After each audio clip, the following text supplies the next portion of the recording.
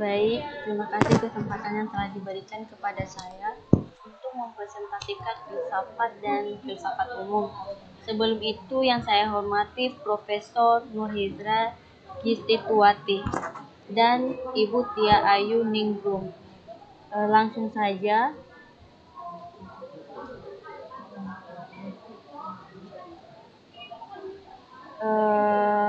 Saya dari kelompok 1.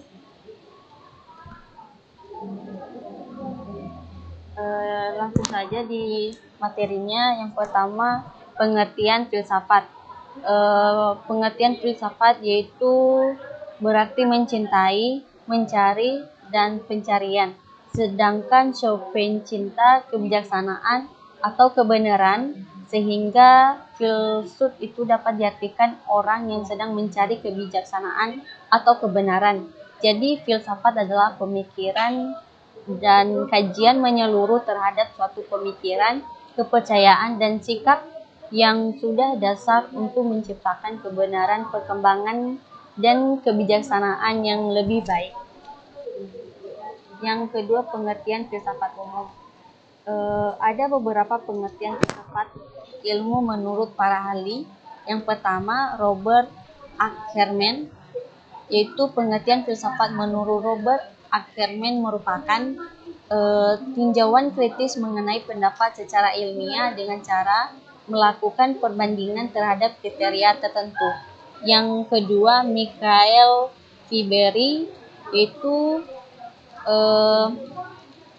filsafat upaya penelaahan tentang logika inherent. Tentu saja penelaahan tersebut sesuai dengan teori ilmiah yang dilengkapi dengan melakukan eksperimen. Yang ketiga, Peter Keos.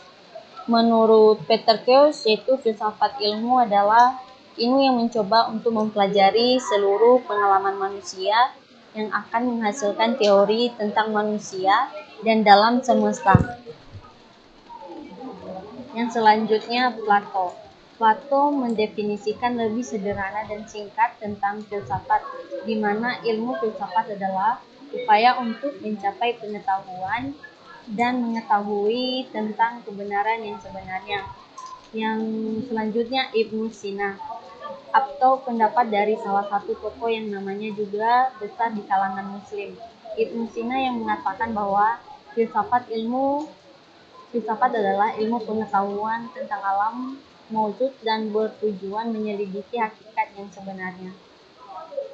Yang ketiga, karakteristik filsafat.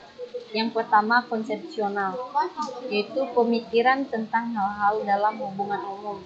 Yang kedua, koheren, yaitu yang berusaha menyusun bagian tertentu. Yang ketiga, memburu kebenaran, yang berarti memburu atau mencari kebenaran tentang sesuatu. Dan keempat, karakteristik implikatif, yaitu ilmu filsafat memiliki tujuan agar orang memiliki ilmu yang baru. Yang terakhir, memiliki sifat yang universal. Artinya ilmu ini memiliki kebebasan dalam berpikir, adil, dan sesuai moral manusia. Yang keempat, fungsi ilmu filsafat. Yang pertama, membuatmu berpikir secara kritis agar saat menghadapi masalah, kamu lebih bisa berpikir secara nasional dan bersikap lebih netral. Yang kedua, membantu seseorang untuk menganalisis sebuah masalah untuk mengetahui nilai pengetahuan baik dalam kehidupan ataupun pelajaran. Yang ketiga, dapat mencari kebenaran dan segala fenomena yang ada.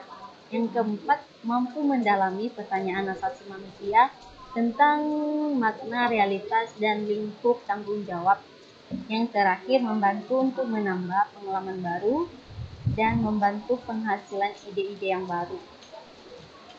Yang terakhir, dengan belajar ilmu filsafat, seseorang itu akan mudah merenung, berpikir, mirip bertingkah laku, dan bertindak berdasarkan keyakinan yang kita panuti, dan nilai permasalahan yang tidak tuntas dijawab hanya dengan tradisi, konvensi, ilmu, atau gabungan semuanya.